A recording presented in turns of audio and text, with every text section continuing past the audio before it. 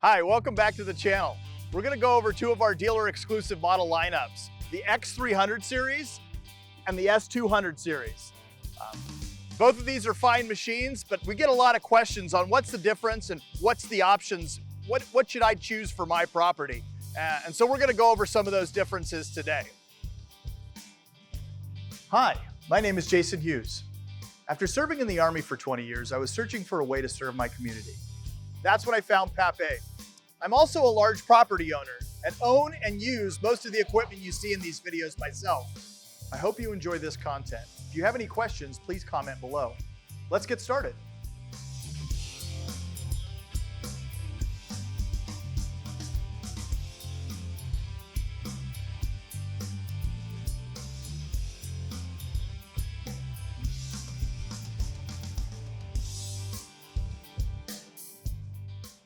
Let's start with the S200 Series.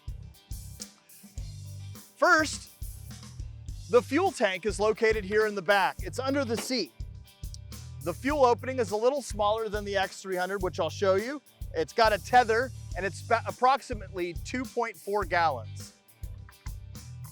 If I come over here to the X300 Series, you're gonna notice that the fuel tank is located on the side. The actual tank itself is 3.3 gallons and has a larger mouth opening, so it's usually a little easier to fill up. The X300 is going to have its fuel gauge front and center on its digital cluster. On the S200 Series, on this particular one, there's two different ways it comes. It either has it on the right between your legs, and it's going to be kind of more of an analog style fuel gauge, or if you step up to the S240, it's going to have it right here on the dash, right above the hour meter, and it's going to show a digital gauge.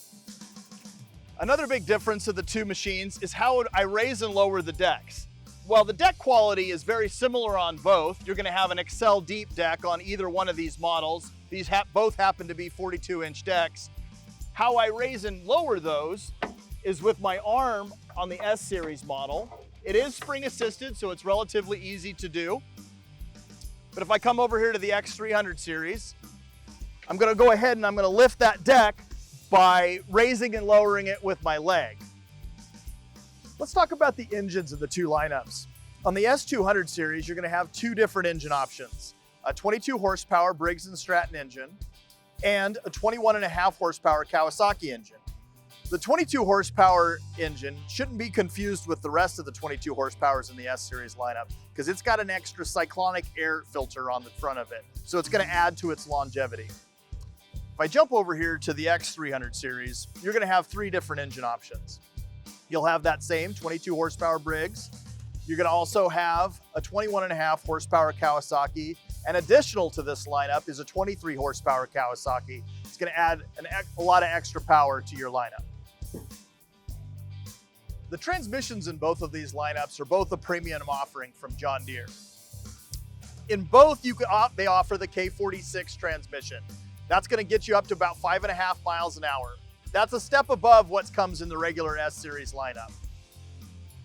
In the X300 Series, you're also going to see that same K46 transmission, but there's two other transmission offerings, all the way up to the premium K58 that's going to offer you a little bit more robust build quality and longevity. Let's talk about driver controls and ergonomics in both of these lineups. The seats on both of these machines are both really comfortable offerings. This one's a 15-inch high back seat on the S220. You also get another additional 15-inch high back seat on the S240, but it's more the premium style that you get on the X350. As you can see, this X350 has a little bit more premium seat. This is the same seat that's offered on the S240 and the S200 lineup, but you can also step up and get it at the X370 and higher level with an 18-inch high back seat that's got a new leather cover on it with embroidery, and it also has some thicker side bolsters and thicker padding on the bottom. So it's a really awesome option. As far as controls and layouts, on the X300, you can see it's all laid out very comfortably. You have a multi-function gauge cluster that's got fuel, RPMs, voltage, and your hour meter just all within eye shot. Again, your choke is all laid out very easily. To start my blades is just the pull of this button. You've got a cruise control function on this particular model. Your park brakes all easily located.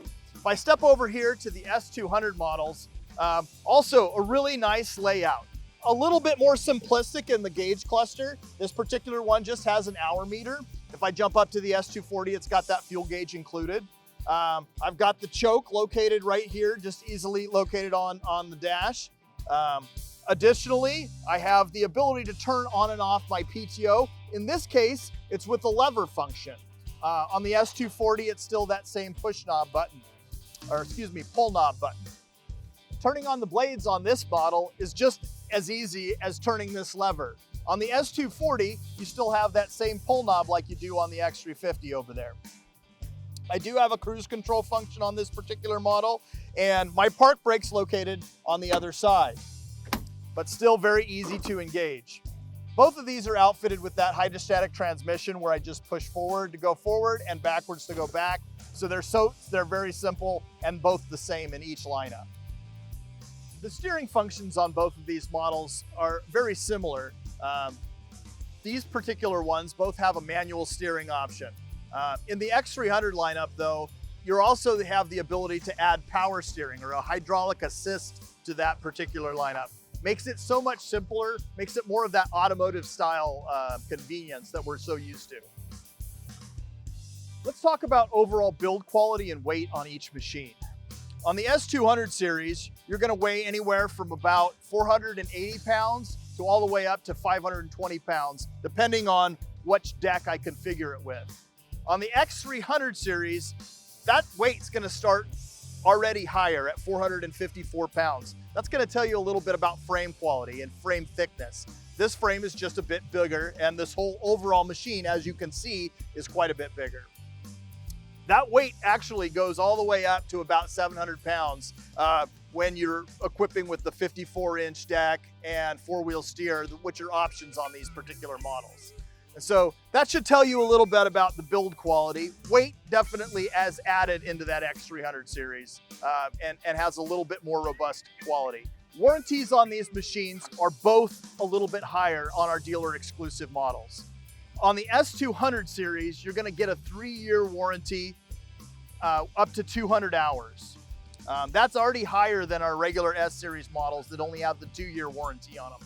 On our X300 series, your warranty is even higher. That should tell you a little bit about that build quality. Again, 4 years, 300 hours. That's a premium warranty for a premium product. Hopefully walking you through some of these differences and similarities in these models have helped you with your choice in making a mower purchase. It's important to remember that both of these models are dealer exclusives. That means you have the full support of your dealer network behind you when making a purchase. So really there's no bad choice.